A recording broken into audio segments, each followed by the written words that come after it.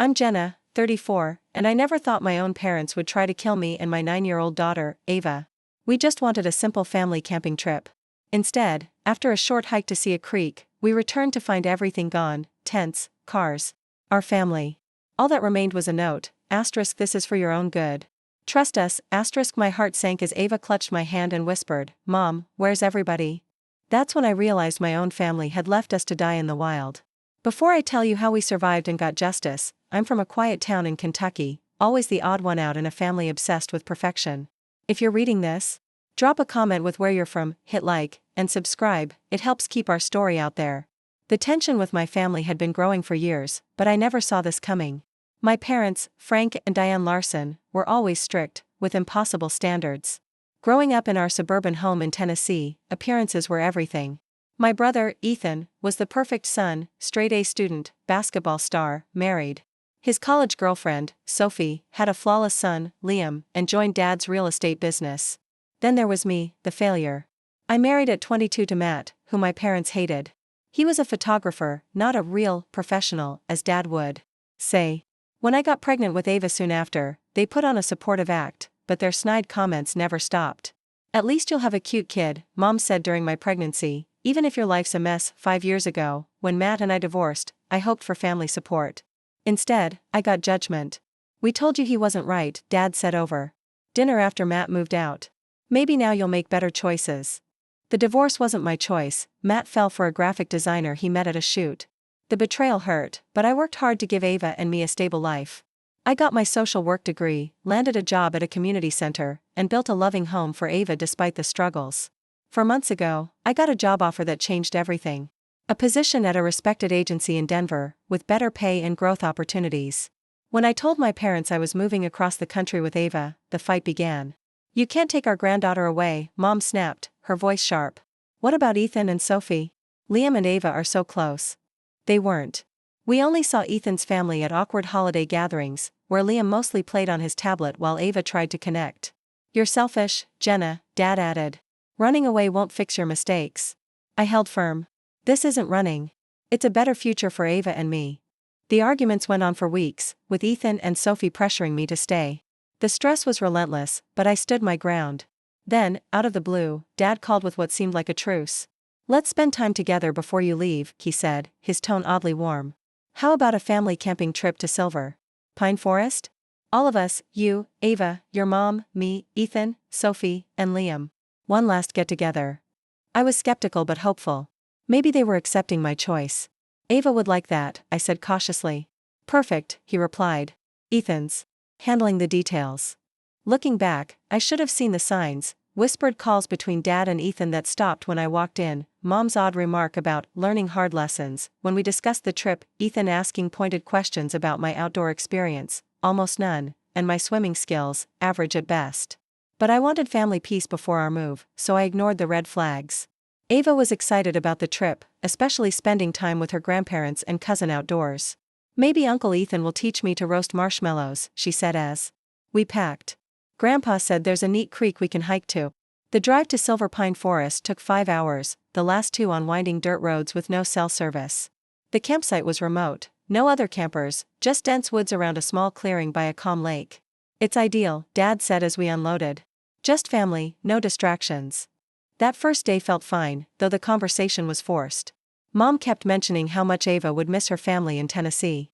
Ethan barely spoke to me, focused on setting up 3 tents, one for my parents, one for his family, and one for Ava and me.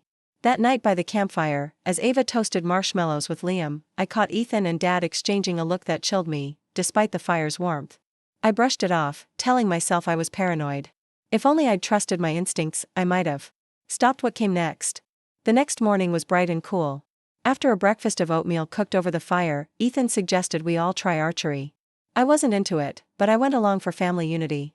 Ava was eager to learn, and surprisingly, Liam showed her how to hold the bow. We spent a few hours practicing, the adults making stiff small talk while the kids laughed over their shots. Around noon, as we walked back to camp, Dad put his arm around me, a rare move that set me on edge. You know, Jenna, he said, there's a beautiful creek about an hour's hike from here. You should take Ava to see it after lunch. Might be your only chance before Denver. Sounds nice, I said warily. Is everyone coming? No, he said quickly. Mom's back is sore, and Ethan and I need to fix a tent that ripped. This morning. Liam hates hiking. But you and Ava will enjoy it. The trail's clear. Ava was already bouncing with excitement. Please, Mom, can we go? Before I could respond, Ethan handed Ava a small map. Just in case, he said. I frowned. Why a map if the trail's clear? He shrugged. Better safe than sorry, Jenna. You're not a wilderness expert. His tone stung, but I took the map for Ava's sake. She studied it, tracing the lines. After lunch, as we prepped for the hike, I saw Mom packing food into coolers. To keep animals away, she said, her hands trembling as she sealed them. The trail to the creek was clear but steep. Ava talked about school, friends, and our move to Denver. Halfway there, she got quiet. Mom, she said, I heard Grandpa and Uncle Ethan last night when I went to the bathroom. They said something about teaching you a lesson you'd remember. Forever. Grandpa said it was the only way to keep you here. A chill hit me, but I forced a smile. Grandpa's just upset about the move, sweetie. Don't worry. She didn't buy it but kept walking. I should have turned back, trusted Ava's words and my gut, but I didn't believe my family could be that cruel. The creek was stunning. A 40-foot flow of clear water over rocks. We stayed 20 minutes, taking pictures and dipping our toes in the icy water. Ava collected smooth stones, and for a moment, I forgot my fears. It was mid-afternoon when we started back, an uneasy urge pushing me to hurry. When we reached the campsite, I stopped dead. Ava bumped into me. The clearing was empty, no tents, no cars, no family. Mom, Ava whispered, where are they? I checked the fire pit, cold ashes from breakfast. This was our spot. Hello? I shouted, my voice echoing. No answer, just birds and leaves. A small folding table stood in the clearing, holding a sealed plastic box and a note under a rock.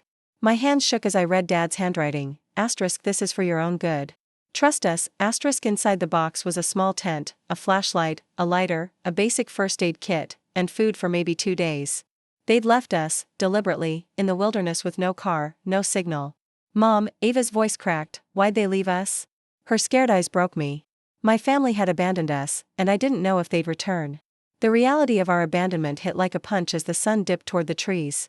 Ava and I stood in the empty clearing, the note from my father, Frank, burning in my hand. We had maybe 2 hours of daylight left, alone in Silver Pine Forest with barely any supplies and no way to call for help. Mom, are they coming back? Ava asked, her voice shaky. I knelt in front of her, forcing calm I didn't feel. I don't know, sweetie, but we're going to be okay. Let's check what we've got. I dumped the plastic box's contents onto the ground. A tiny 2-person tent, a flashlight with spare batteries, a lighter, a first aid kit with bandages and antiseptic wipes, a small pan, 3 water bottles, a pack of granola bars, some dried fruit, a can of beans, and an orange. It was something, but not enough for long. Ava held up the map Ethan had given her. This might help, right? I nodded, touched by her effort to stay positive. Good thinking. Let's set up the tent before dark. My hands shook as I fumbled with the unfamiliar tent. I'd never been outdoorsy, that was Matt's thing, and it took several tries to get the small shelter up. It looked fragile against the vast forest. Should we try walking out?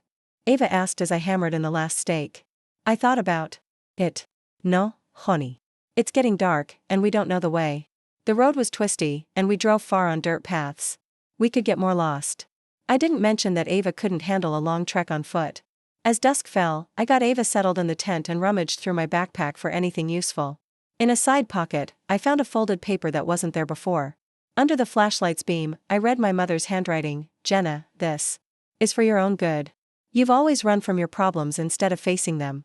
Taking Ava away from us is just another selfish choice. A few days out here will teach you responsibility and respect for family. We'll come back when you've learned. Diane. I crumpled the note, rage and betrayal surging through me. En intervention? They'd left a mother and her 9-year-old in the wild to force me to obey. Memories flooded back, Dad's criticism when I switched my major from marketing to social work, Mom's disapproval when I chose therapy over keeping family matters private, Ethan's smug comments when he said I should have fought harder to save my marriage. This was their final attempt to control me, endangering not just me but Ava. Mom? Ava's voice came from the tent. Are you okay? I wiped my eyes and slipped inside. Just frustrated, sweetie. We're going to be fine. Ava was in her sleeping bag, clutching her stuffed bear she'd brought on the hike. I'm scared, she whispered. I heard noises outside. I slid into my sleeping bag beside her, pulling her close. Probably just foxes, and they're scared of us. The tent's safe. Why did they leave us?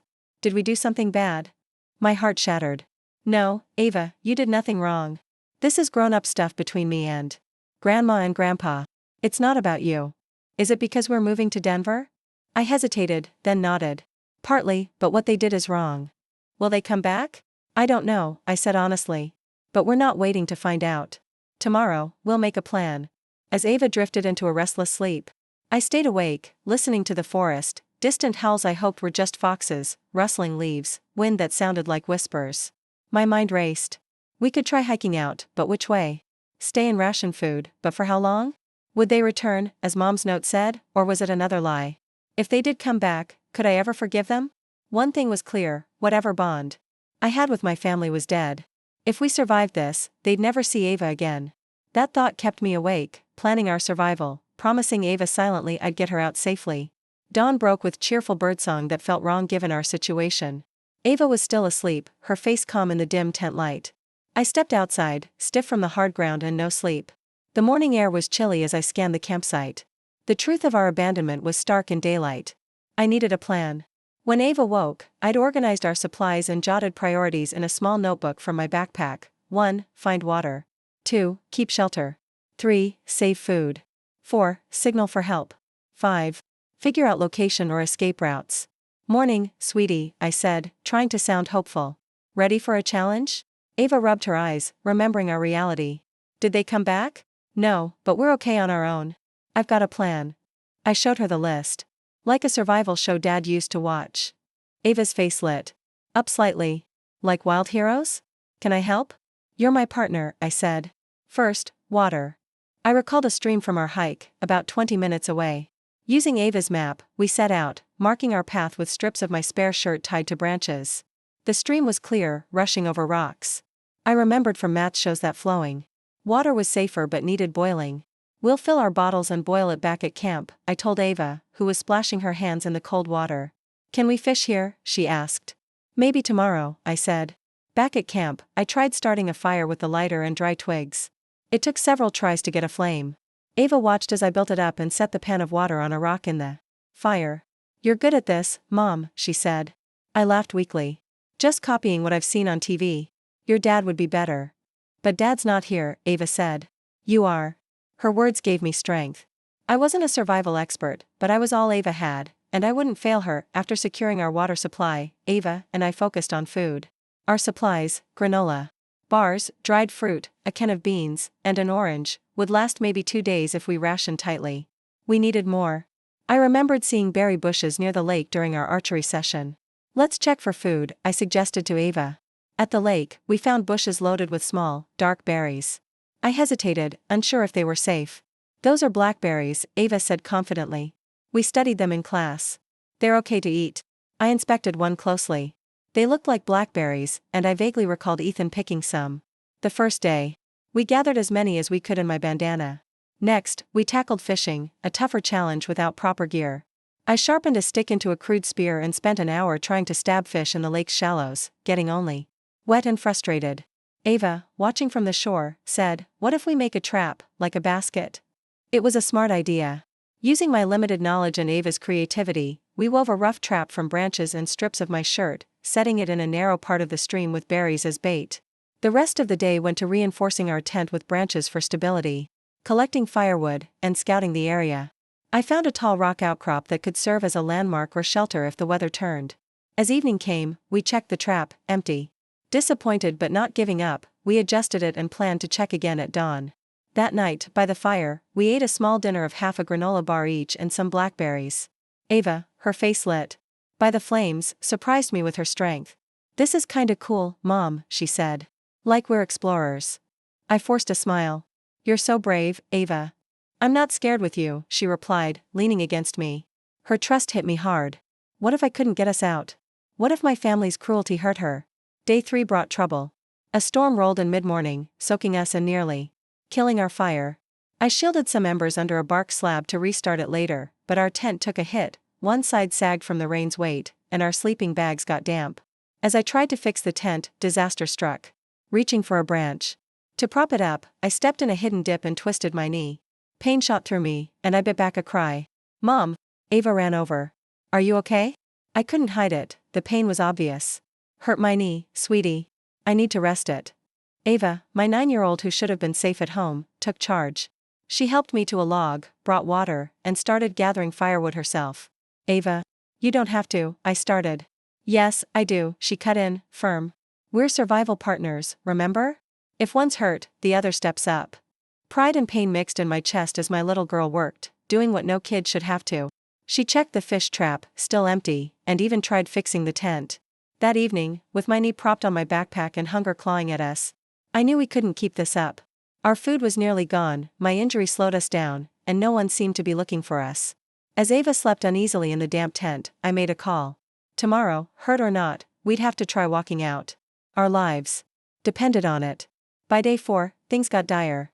The last of our food was gone, leaving just a few blackberries. Worse, Ava woke up pale, her eyes glassy. I don't feel good, Mom, she mumbled. I touched her forehead, warm, too warm. A fever, likely from the wet conditions or bad water. Without medicine or proper shelter, she'd get worse. Rest, baby, I said, giving her some of our dwindling water. While Ava dozed in the tent, I faced facts. My knee still hurt, but I could limp. Our water was almost out, and the air felt colder, hinting at another storm. We needed help fast. Smoke, I muttered. A signal fire was our best shot. Ignoring my knee, I gathered green branches and pine needles, recalling they'd make more smoke. I piled them on our fire, creating a thick white plume rising above the trees. Please, I whispered, let someone see this. For hours, I kept the fire going, checking on Ava and adding more green stuff. My throat burned from the smoke. But I didn't stop. Ava's fever worsened, she tossed in the tent, mumbling for her dad. I wet my bandana with our last water to cool her forehead, but it barely helped. As I added more branches to the fire, a rustle in the bushes made me freeze. 30 feet away, a coyote stood, sniffing the air, its eyes locked on me. My heart pounded. It was lean, probably young, but dangerous enough. Ava, I whispered, backing toward the tent. Wake up. We need to move quietly. Ava stirred, groggy, and saw the coyote. Her eyes widened, but she stayed silent, sensing the danger. We're going to back away slowly, I said, then climb that big tree. Over there. Step by painful step, we moved toward a sturdy maple. The coyote watched, head tilted. I lifted Ava onto a low branch, my knee screaming, then pulled myself up. We climbed to a branch 12 feet up, watching as the coyote sniffed our camp, pawing at our torn backpacks. Will it leave? Ava whispered, trembling. Yes, when it finds no food, I said, hoping I was right. We stayed in that tree for hours, Ava's fever making her drowsy. As the coyote wrecked our camp, we stayed in that tree for what felt like forever, watching the coyote tear through our camp. Ava, feverish and weak, leaned against me, her breathing uneven. I tied her to the branch with my scarf, terrified she'd slip. As dusk settled, the coyote finally wandered off, leaving our tent in shreds and our supplies scattered. I helped Ava down, my knee throbbing with every move. Our camp was a wreck, backpacks ripped, the pan overturned, our last water bottle punctured. I salvaged what I could, the flashlight, Ava's map, a torn piece of tent fabric. Our situation was grim. Ava's fever wasn't spiking, but she was fading. We had no food, little water, and a flimsy shelter. I couldn't pretend this was an adventure anymore. Alone in the darkening forest, holding Ava's trembling hand, I broke down. Silent tears fell as I stared at the sky through the branches. Why? I whispered. Why would you do this to your own granddaughter? I saw Dad's stern face, Mom's disapproving frown, Ethan's smug grin. A lifetime of their control, their judgment, ending in this betrayal. I hate you, I hissed through clenched teeth. My mind played tricks, Ethan's voice taunting, you're too weak, Jenna. Always running. It wasn't real, but it sparked a memory. On the drive to Silver Pine Forest, Dad had mentioned a ranger outpost, just off the main trail. I'd barely listened, focused on Ava's chatter. A ranger outpost. If it was real, if we could find it, we had a chance. I shook Ava gently. Sweetie, the coyote's gone. We're leaving the tree. Her eyes, bright with fever, blinked up. Where to? To find help, I said firmly. I think there's a ranger outpost. We're going to get there. Getting down was brutal with my knee and Ava's weakness, but we managed. I gathered the salvaged items, tied the tent fabric into a sling for Ava to rest in, and used branches as walking sticks. Which way? Ava asked, her voice faint. I pictured the drive, the car's direction when we parked. The main trail likely led to a road. This way, I said, pointing west with Ava's map. Stay close. We moved. slowly, using the flashlight sparingly to save batteries. Ava stumbled, her strength fading. "I'm sorry, Mom," she whispered. "I can't walk much." Without hesitation, I laid the sling on the ground, helped her onto it, and started dragging her. My knee screamed, but I pushed through, focusing on each step. "You're so strong, Mom," Ava mumbled, half delirious. I didn't feel strong, terrified, exhausted, and furious at my family's cruelty. But I kept going, pulling Ava through the dark forest, determined not to let them win. The night grew colder, my flashlight dimming. My strength was fading, but I refused to stop. Ava's feverish murmurs kept me moving. I made a silent vow: if we survived, my family would face consequences for what they'd done to us, especially to Ava, whose only fault was being my daughter. That thought fueled me as I dragged her through the darkness, the flashlight barely cutting through the shadows. I must have passed out from exhaustion at some point, waking to faint dawn light filtering through the trees. I was slumped beside Ava's sling, my body aching, knee pulsing. Ava stirred, sitting up. "Mom," she said, her voice clearer. "I feel a bit better." I touched her forehead, still warm, but the fever had eased. "You're getting better," I said, relief flooding me. "That's so good." As I stood, wincing, I spotted something, a wooden post with faded blue markings. A trail marker. "Ava, look." I limped over, hope surging. "We found a trail." Ava managed a weak smile. "Are we saved?" "We're closer," I said, helping her up. "Can you walk a bit?" She nodded, determined. We followed the trail, Ava leaning on me. Her fever was down, and she even pointed out a deer darting past, a sign of her spark returning. After about an hour, Ava stopped. "Mom, I hear voices." I froze, listening. Faintly, I heard them, human voices. "Hello," I shouted, my voice rough. "We need help." Silence, then a woman's voice. "Who's there?" "Here," I yelled, waving despite the pain. Two figures appeared, a woman about my age and a teenage girl, both in hiking gear. The woman, Claire, looked alarmed at our state. "Are you okay?" "We've been lost for days," I said, tears welling. "My daughter's sick, and I hurt my knee. Can you call for help?" Claire shook her head. "No signal out here, but the ranger outpost is about a mile away." She handed us water and an energy bar. "We'll help you get there." With Claire supporting me and her daughter, Mia, helping Ava, we moved along the trail. The hike was agonizing, but knowing help was close gave me strength. Claire asked what happened. I gave a vague answer: family camping trip, got separated, lost. I wasn't ready to admit the truth, that my family had abandoned us. As we neared the outpost, hope grew, but so did my resolve. If we made it, my family would answer for their betrayal. The ranger outpost came into view, a sturdy log cabin with a radio tower and a parked utility truck. My legs nearly gave out from relief. Claire and Mia helped Ava and me inside, where Ranger Susan Hayes took one look at us and sprang into action. She sat us on a worn bench, handed us water and crackers, and checked our conditions. "Your daughter's dehydrated, but her fever's low," she said after examining Ava. "Your knee's badly swollen, likely a sprain, maybe worse. I'm calling for medical transport." She grabbed the radio, her voice calm but urgent. I held Ava close, whispering, "We made it, sweetie. We're safe." Within 40 minutes, paramedics arrived in a rugged ATV. They gave us fluids, cleaned our cuts and scrapes, and prepped us for a hospital trip. As they loaded us into the vehicle, Ranger Hayes approached, her face serious. "Ms. Larson, you said you were camping with family. Should we search for others?" I met her gaze. "They're not lost. They left us on purpose, with almost nothing. No way to call for help." Her eyes widened, then narrowed with anger. "That's criminal, especially with a kid. I'm notifying the sheriff." "Good," I said. "They need to face consequences." At the hospital, Ava and I were treated for dehydration, minor infections, and my knee, which needed a brace and crutches. Ava's fever, caused by stress and exposure, started responding to antibiotics. Our story spread fast.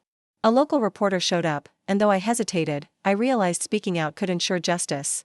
Sheriff Daniel Brooks, a no-nonsense man, interviewed us thoroughly.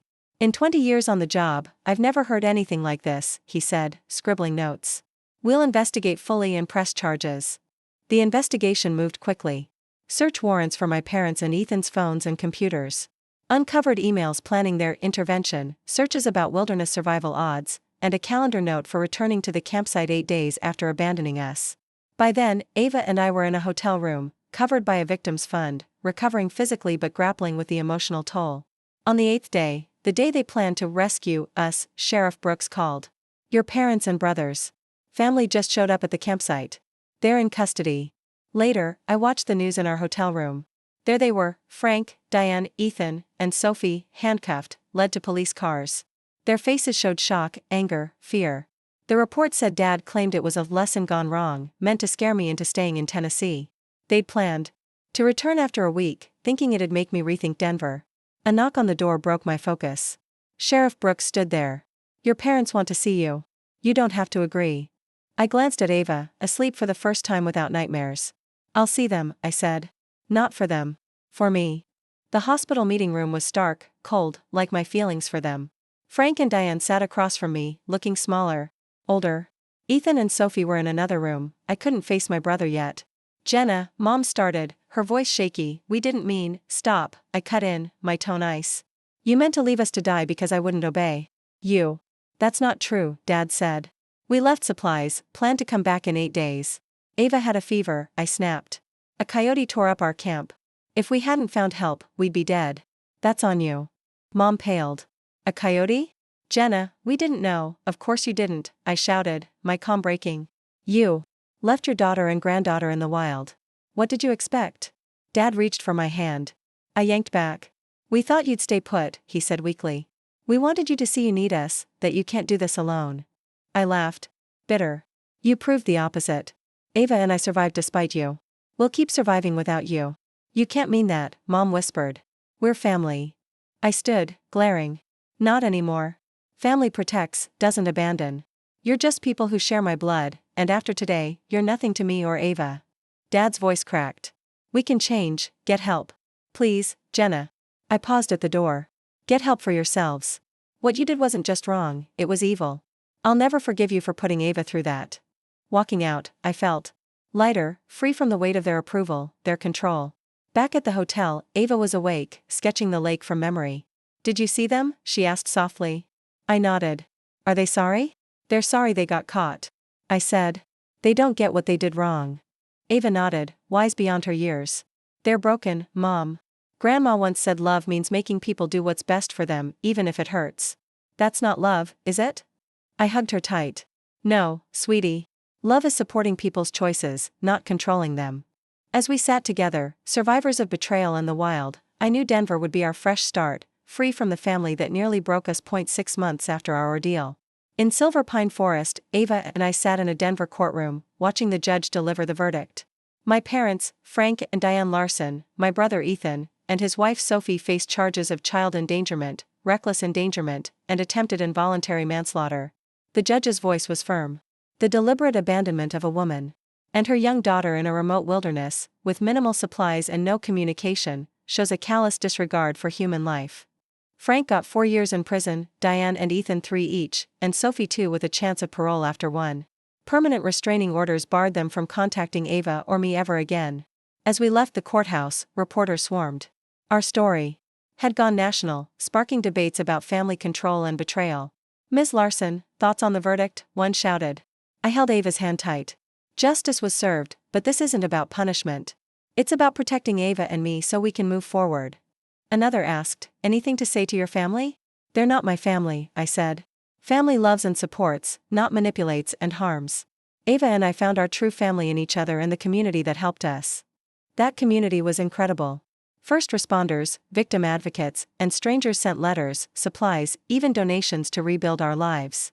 A month after the trial, we moved to Denver, not to the neighborhood I'd planned, for safety's sake.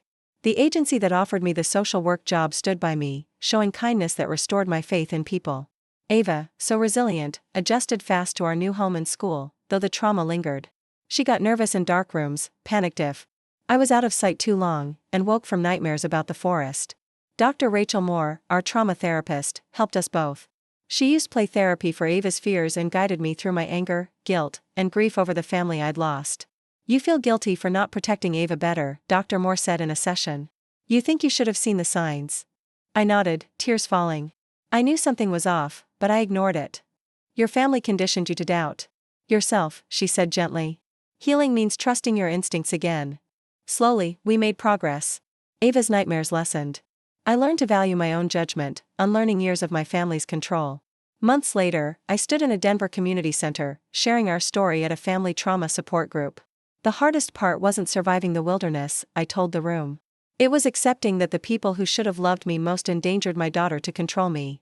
A man in the back wiped tears, nodding. After, he approached. Your story hit home, he said. I've excused my sister's toxic behavior for years. You showed me I don't have to keep her in my life. That moment inspired me. With Dr. Moore's encouragement and local advocate support, I started the Larson Foundation for Family Trauma and Wilderness Safety. It offered resources for abuse survivors and taught outdoor survival skills. Through it, Ava and I connected with others who'd faced family betrayal, building a chosen family based on trust, not obligation. On the one-year anniversary of our abandonment, Ava surprised me over breakfast. I want to go camping, Mom, she said. Real camping, done right. I hesitated. Are you sure, sweetie? She nodded firmly. I don't want to fear the woods forever. They don't get to ruin that for us. With proper gear, a trained guide, and careful planning, we camped in a Colorado national park, not Silver Pine. We pitched our tent, built a safe fire, and sat under the stars. How do you feel? I asked Ava, roasting marshmallows. She thought for a moment. Strong, she said. We're survivors, Mom. Now we're adventurers too. That trip became our yearly ritual, reclaiming the wilderness as a place of strength, not trauma. Over the next years, our lives grew in ways I never expected. My social work career thrived. Ava excelled in school, drawn to biology, inspired by our ordeal. I wrote a book about our experience, which became a bestseller, helping others escape toxic family ties. 5 years later, Ava and I stood before a group of parents and kids at our foundation's annual wilderness safety workshop. At 14, Ava was confident, kind, free of the manipulation my family once wielded. The biggest lesson, she told the group, is you choose your path, not your parents, not your past. You decide who you are and who's in your life. Her words hit me hard. The abandonment meant to break us had freed me from a lifetime of control. Losing my toxic family gave me the chance to be the mother, social worker, and woman I was meant to be. That night, walking along Denver's riverfront, Ava asked, "Do you ever think about them? Grandma, Grandpa, Uncle Ethan?" I paused. Sometimes. I wonder if they've changed, if they see what they did wrong. But I don't miss them. I miss what family could have been. We found that elsewhere. Ava linked her arm with mine. We built our own family, with people who really care. We did, I agreed. As we headed home, I thought of that moment. In the clearing, realizing we'd been abandoned. The pain, the healing, it made us stronger, wiser, free. That was our real victory point. 5 years after our abandonment in Silver Pine Forest, Ava and I had built a life in Denver that felt like a miracle. The trauma of those days in the wild lingered, but we'd turned it into strength. My work with the Larson Foundation grew, connecting us with survivors of family betrayal and teaching wilderness safety to prevent others from facing what we did. Ava, now 14, was thriving, her love for biology deepened, and she'd become a confident speaker at our workshops, sharing her story with a wisdom that stunned me. Our annual camping trips in Colorado's national parks had become a tradition, a way to reclaim the outdoors as ours, not a place of fear. But the scars remained. Ava still checked the locks twice at night, and I caught myself scanning crowds for faces I no longer wanted to see: Frank, Diane, Ethan, or Sophie. Dr. Rachel Moore, our therapist, helped us navigate these shadows. Trauma doesn't vanish, she told me in a session. It becomes part of your story, but it doesn't define you. She was right. We weren't just survivors, we were builders of a new life. One spring morning, as Ava and I ate breakfast in our cozy Denver apartment, a letter arrived. The return address was a prison in Tennessee. I recognized Dad's handwriting instantly. My stomach twisted, but I opened it. Jenna, it read, I've served my time and been released. Your mother's out soon, too. We've had years to think about what we did. I know we hurt you and Ava, and I'm sorry. I'd like to see you, to make things right. Please consider it. Frank. I sat frozen, the note trembling in my hand. Ava, sipping orange juice, noticed. What's that, Mom? I hesitated, then showed her. She read it silently, her face unreadable. What do you think? I asked. She shrugged, but her eyes were troubled. They're sorry now because they're caught. Do you want to see them? No, I said firmly. I don't trust them. But I wanted your take. Ava nodded. I don't want them in our life. They don't get to hurt us again. Her resolve mirrored mine, and we agreed to ignore the letter. But it stirred something in me, a need to confront the past one last time, not for them, but for us. I contacted Sheriff Brooks, still in touch after the trial. They're out, he confirmed. Frank and Diane are on parole. Ethan's out. Next year, Sophie's already free. The restraining orders hold, they can't contact you directly without permission. I thanked him and decided to write back, not to reconnect, but to close the door for good. In my letter, I was blunt: your apology doesn't erase what you did. You endangered my daughter to control me. We've built a life without you, and we're stronger for it. Don't contact us again. The restraining orders stand. I mailed it and felt a weight lift. The foundation kept us busy. We hosted monthly support groups, and I spoke at schools and community centers about recognizing toxic family dynamics. Ava, now helping lead youth workshops, taught kids basic survival skills: how to find water, signal for help, stay calm. One evening, after a session, a teenage girl approached us. Your story saved me, she said, tears in her eyes. My dad's like your family, always controlling. I'm setting boundaries now because of you. Ava hugged her, and I felt a surge of pride. We were making a difference. That summer, Ava suggested we expand our camping tradition. Let's bring some foundation kids, she said. Show them the woods can be safe. We organized a trip for 10 teens from our support groups, with guides and proper gear. Watching Ava teach them to build a fire, her confidence shining, I saw how far she'd come from the scared 9-year-old in that forest. The kids laughed, roasted marshmallows, and shared their own stories of overcoming family hurt. It was healing. For all of us. Back in Denver, our community grew stronger. Neighbors became friends, colleagues became family. Ava joined the school's environmental club, channeling her love for nature into projects like urban gardens.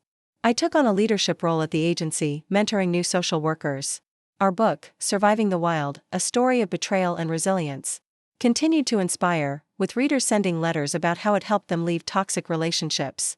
One night, as we walked along Denver's riverfront, Ava asked, "Do you ever regret not forgiving them?" I thought carefully. No. Forgiveness doesn't mean letting them back in. It means letting go of the anger so we can live. I've done that. Have you? She nodded. I don't hate them. I just don't need them. We've got our people now. She was right. Our chosen family, friends, mentors, the foundation community, gave us the love my blood family never could. As we headed home, I reflected on our journey. The wilderness had tested us, but it also showed us our strength. My family's betrayal, meant to break us, had instead set us free. We'd built a life rooted in trust, not control, and that was our triumph. What's your story of overcoming betrayal? Have you had to cut ties with toxic family to protect yourself? Share in the comments, like, and subscribe. It helps our story reach others. Sometimes, the family you choose is the one that matters most. Thanks for reading, and here's to your own path of healing. 7 years after our abandonment in Silver Pine Forest, Ava and I stood stronger than ever in Denver, our new home a sanctuary of our own making. The Larson Foundation had grown into a beacon for survivors of family trauma, offering support groups, counseling, and wilderness safety workshops that reached hundreds. Ava, now 16, was a force, leading teen sessions with a confidence that made my heart swell. Her passion for biology had blossomed into a dream of becoming an ecologist, inspired by our time in the wild and our annual camping trips. Those trips, now a cornerstone of our foundation, brought together kids and families to reclaim nature as a place of healing, not fear. We'd turned our pain into purpose, but the past still lingered in quiet moments. Ava sometimes hesitated at dark stairwells, and I'd catch myself double-checking doors, a reflex from the betrayal that nearly killed us. Dr. Rachel Moore, our therapist, had guided us through much of the healing, but she reminded us, scars don't erase, they become part of your strength. She was right. The wilderness and my family's cruelty had shaped us, but we'd chosen what to do with that pain. One fall evening, as Ava and I prepped for a foundation fundraiser, a news alert popped up on my phone. My father, Frank, had been released from prison after serving his full sentence. Diane, Ethan, and Sophie were already out, living quiet lives. Under parole conditions. The restraining orders held firm, no contact allowed. The news stirred a flicker of unease, but I pushed it aside. They were no longer part of our world. Ava, glancing at my screen, asked, "You okay, Mom?" I nodded. "They can't touch us now. We've built too much." She squeezed my hand. "We're unstoppable." The fundraiser was a success, local businesses donated, survivors shared stories, and Ava led a panel of teens discussing resilience. A woman approached me after, her voice shaky. "Your book saved my life," she said. "I left my controlling parents because of you and Ava." Moments like these fueled me. Our story, Surviving the Wild, had reached thousands, translated into 3 languages, and sparked a movement for recognizing toxic family dynamics. We'd even partnered with schools to teach kids about healthy boundaries. Ava's role in the foundation grew. She designed a wilderness safety app, teaching users how to find water, signal for help, and stay calm, skills we'd learned the hard way. At 16, she was speaking at national conferences, her poise and empathy drawing crowds. Watching her, I saw the scared 9-year-old fade, replaced by a young woman who'd turned trauma into power. Our community in Denver was our true family. Neighbors hosted game nights, colleagues joined our camping trips, and foundation volunteers became like siblings. One spring, Ava suggested we expand our youth program to include mentorship for at-risk teens. We paired them with survivors who'd rebuilt their lives, offering guidance and outdoor experiences. On one trip, a shy 14-year-old boy, Marcus, told Ava, "I thought I was weak because my dad said so. You showed me I can choose who I am." Ava beamed, and I knew we were doing something right. The past resurfaced unexpectedly when a letter arrived from Ethan, forwarded through Sheriff Brooks to respect the restraining order. "Jenna," it read, "I'm out now, trying to make amends. I know what we did was unforgivable, but I've changed. I'd like to see you and Ava, to apologize. In person. Please think about it." I showed Ava, expecting her to dismiss it. Instead, she said, "Maybe we should hear him out, not to forgive, but to see if he's really different." I was skeptical but agreed, for her sake. We arranged a supervised meeting at a sheriff's office community room, with Dr. Moore present. Ethan looked older, worn. "Jenna, Ava," he started, his voice low, "I'm sorry. I was wrong. I thought we were helping you, but we hurt you. I've been in therapy, learning why I did it." Ava watched him, her face neutral. "Why should we believe you?" she asked. He hesitated. "You don't have to. I just want you to know I see it now, how controlling we were." I spoke up, my voice steady. "Your apology doesn't change what you did. You put Ava's life at risk to control me. We've moved on, built a life without you. We don't need you in it." Ethan nodded, eyes down. "I understand. I just needed to try." We left, and Ava said, "I'm glad we went.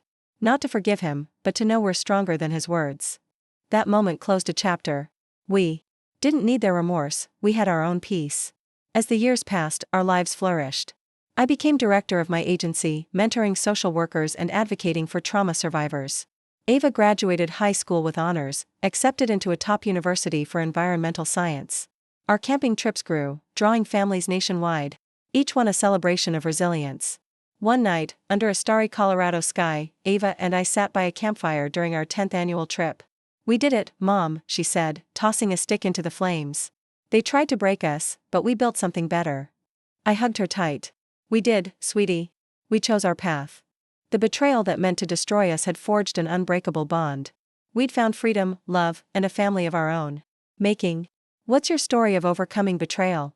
Have you had to redefine family to protect yourself? Share in the comments, like, and subscribe. It helps us reach others who need to hear this. The family you choose can be stronger than the one you're born into. Thanks for being part of our journey, and here's to finding your own strength.